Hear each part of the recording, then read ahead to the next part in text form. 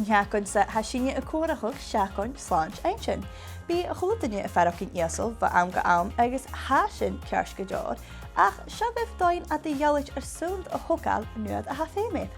Ag arw y Còig Criomagan, Uarnon cwydych chi cwrsbod lefi ysgyblwchach na smiantianaid, ach dian caintio gyfylniach Cuir am cwleryf. Ag arw y cehef y fi y brin ag amnan ffyd i sio y fi ffarwch yn caran ddyddif, ach na frinys dwi ddys yn he nhw'n fferch ciarst mynd drag yn agad gyda cyffas cwysyn gymana siar.